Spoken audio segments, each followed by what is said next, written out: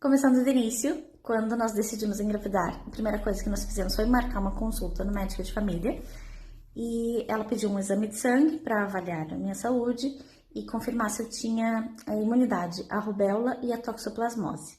A rubéola eu tinha, toxoplasmose não. Isso que significa que eu tenho que cuidar durante a gestação inteira em relação a comidas, não é? Porque, enfim, não posso comer carne crua, ovos que não estão bem cozidos, saladas que não estão bem higienizadas. É uma série de cuidados para evitar riscos para o bebê. Aqui em Portugal, a indicação é tomar iodo e ácido fólico por pelo menos 3 meses antes de engravidar e depois seguir por toda a gestação.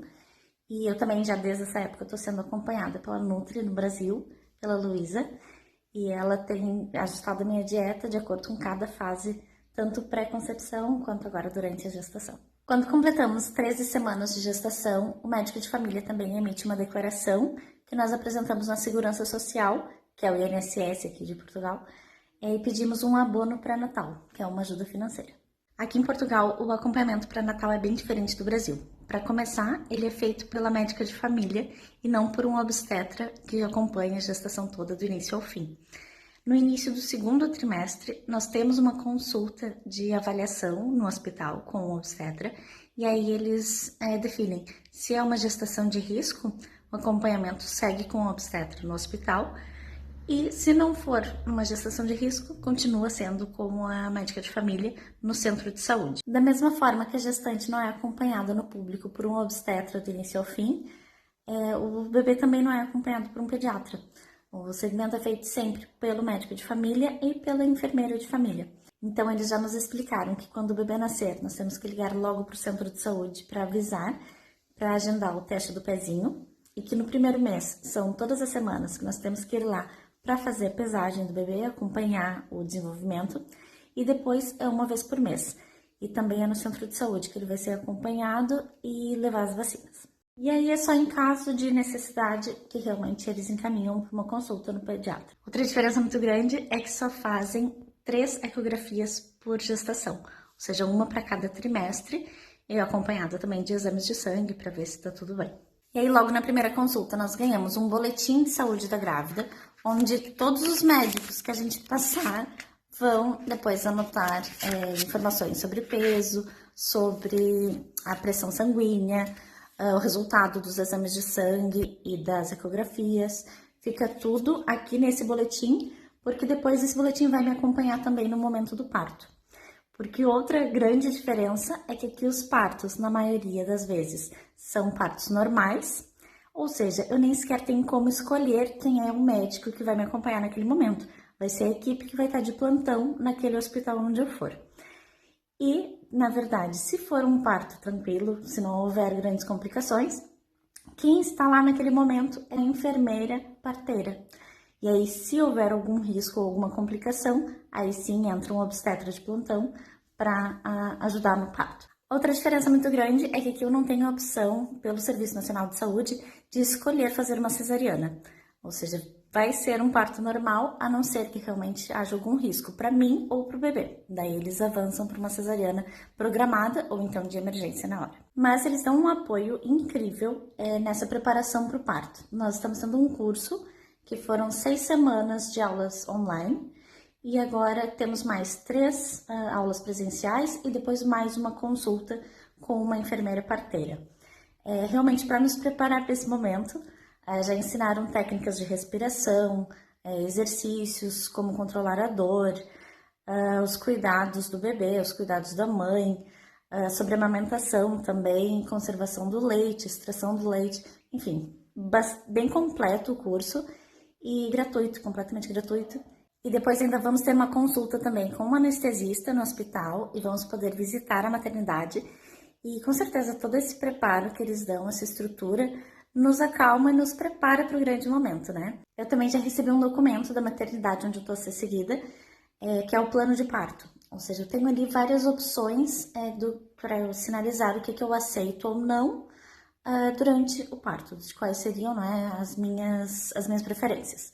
Sobre, enfim, se aceito parto instrumentalizado com fórceps, com ventosas, se aceito ou não episiotomia, tipo de música que eu quero, se quero uma iluminação diferente, quem que vai me acompanhar, enfim, tem bem detalhado no plano de parto quais são as opções que eu desejo. Até agora, todo acompanhamento que eu tenho tido tem sido incrível no público, não tenho razões de queixa completamente, e por isso eu não senti necessidade de procurar um médico particular.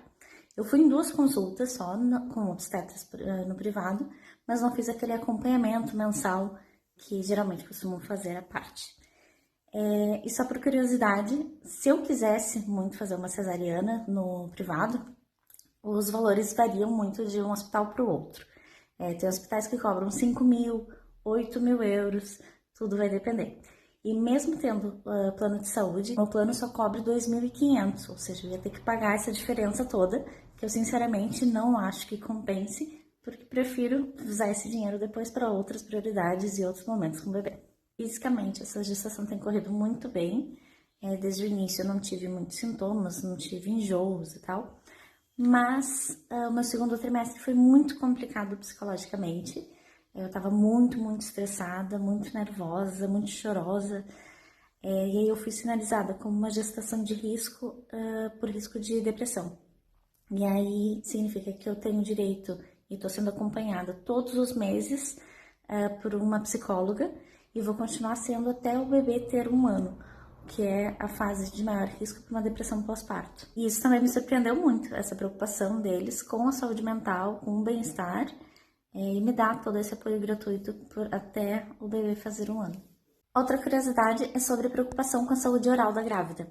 Eles nos dão um cheque dentista, onde nós podemos marcar uma consulta com um dentista que aceite os cheques, e ele faz uma avaliação.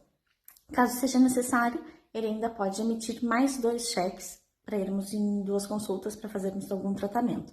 E essas consultas são completamente gratuitas. E quando eu fiz 28 semanas, eu também tomei uma vacina para tétano, difteria e tosse convulsa, que é a coqueluche do Brasil, para já passar essas defesas para o bebê. Pelo que já nos disseram, é que o registro da criança pode ser feito no próprio hospital em alguns dias e depois, obviamente, também vai ser registrado no consulado brasileiro para ter a cidadania portuguesa e a brasileira, afinal é meio a meio. Então, sobre licença maternidade, eu vou falar qual é a realidade nesse momento, que eu não sei se vai seguir por muitos meses mais, porque existe um projeto de lei para fazer uma alteração, mas enfim, isso é assunto para o futuro se for alterado. Como é agora? A mãe tem direito a 4 meses de licença, que são 100% pagos, e o pai tem direito a 28 dias corridos, mais 7 dias opcionais. Se quiser tirar os 35 dias, tudo bem. Desses dias do pai, ele é obrigado a tirar os 7 primeiros dias da criança e os outros ele pode tirar um pouquinho depois, mas é até o bebê fazer 42 dias. Depois, ainda existe a possibilidade de estender um pouquinho a licença, recebendo um pouco menos. Por exemplo, eu posso tirar 5 meses de licença e receber 80%, ou então, se eu tirar 5 meses e o pai tirar mais 1 mês depois, além daqueles que ele já tinha direito, aí nós recebemos 83% no total cada um. E se quiserem saber qual é o maior desafio da gestação em Portugal, conseguir uma vaga numa creche. Nós mal soubemos que estávamos grávidos e fomos logo correndo nos inscrever em várias creches à volta de casa e do trabalho, porque conseguir uma vaga é muito complicado. Eles só aceitam 10 bebês por turma e, enfim, são muito disputadas e é mesmo muito complicado conseguir uma vaga porque elas são gratuitas e depois, mesmo em escolas privadas, existe agora uma parceria com o governo em algumas delas, que elas ficaram também gratuitas, então tá complicado. Conseguir no sistema público tá complicado conseguir no privado. E depois, aquelas do privado que não aceitam essa gratuidade do governo, custam mais ou menos 400 euros por mês. Claro que isso pode mudar de região para região, depende onde se mora aqui em Portugal. Eu tô falando da nossa realidade, que é na Maia, na região metropolitana do Porto. E justamente por causa dessa escassez de vagas, eles não ficam segurando uma vaga, esperando que o bebê nasça, ou que a mãe complete aquele período de licença maternidade e precise colocar, por exemplo, no nosso caso, seria em abril, maio? Não, eu vou ter que sempre esperar até setembro, porque é quando começa um ano letivo, inclusive para bebês. Esse acaba sendo o desespero dos pais, como nós não tem uma rede de apoio familiar para ficar com a criança nos meses até conseguir uma creche, né? Então eu não sei exatamente o que a gente vai fazer, mas vamos dar algum jeito, porque essa criança não vai ficar sozinha em casa, né?